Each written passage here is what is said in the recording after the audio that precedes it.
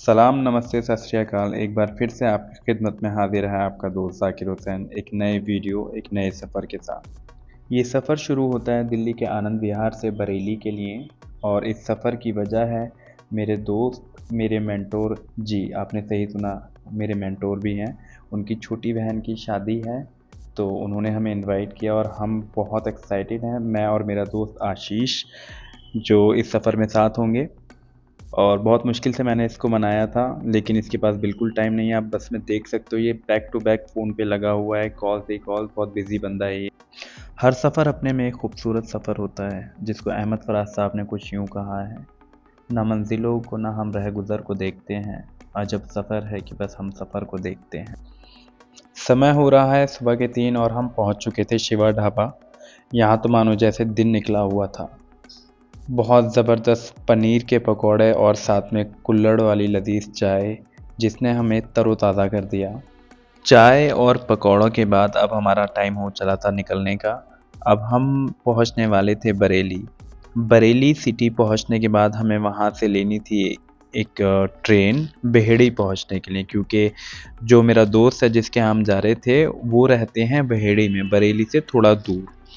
सर्दी बहुत ज़्यादा थी, सुबह के 5 साढ़े 5 बज रहे थे। सर्दी का एहसास आप देख सकते हैं इन जानवरों को देखकर, अंदाज़ा लगा सकते हैं कि कितनी ज़बरदस्त सर्दी है। ये लोग अपने एक दूसरे को कैसे सपोर्ट कर रहे हैं, आप इससे अंदाज़ा लगाइए कि जानवर के अंदर इतनी समझ है कि वो एक दूसरे को अपने जिस्म की गर्मी से मदद दे रहा है, उन्हें उन्हें सर्वाइव करने का मौका दे रहा है। और हम इंसान बस जहाँ मौका मिला वहीं एक दूसरे की काट करनी शुरू। हमने ट्रेन बोर्ड कर ली थी और ये एक बहुत ही साफ़ सुथरी बहुत अच्छी ट्रेन थी, लेकिन ये लोकल है जिसे शायद ईएमयू कहा जाता है। बहुत छोटे डिस्टेंस के लिए ये चलती है। सुबह हो चली थी, इतनी खूबसूरत सुबह मैंने बहुत वक्त के बाद देखी थी। बहुत तेज़ सर्दी, ताज़ी हवा, क्योंकि मैं दिल्ली से गया था तो आप लोगों को तो पता ही है दिल्ली का पॉल्यूशन लेवल इस समय कितना ज़्यादा है। खैर, ये टॉपिक कहीं और चला जाएगा अगर हम पॉल्यूशन की बात करेंगे। आप एंजॉय कीजिए ये नज़ारे, ये हरियाली, ये ताज़ी हवा, ये सर्द मौसम है।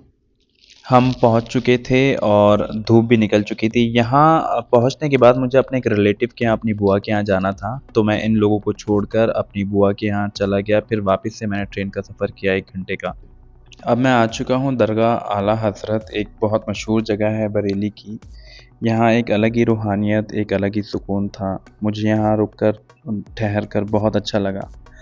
और इसको मैं अंदर से शूट नहीं कर पाया क्योंकि यहाँ परमिशन नहीं थी कैमरा अंदर ले जाने की, तो मुझे बंद करना पड़ा। और ये एक बहुत मशहूर, बहुत कदीमी, बहुत पुराना इमाम बाड़ा है और यहाँ साथ ही में एक मंदिर भी है। तो ये आप देख सकते हैं हिंदुस्तान की खूबसूरती, एक दरगाह, एक इमाम बाड़ा, एक मंदिर एक ही जगह पर।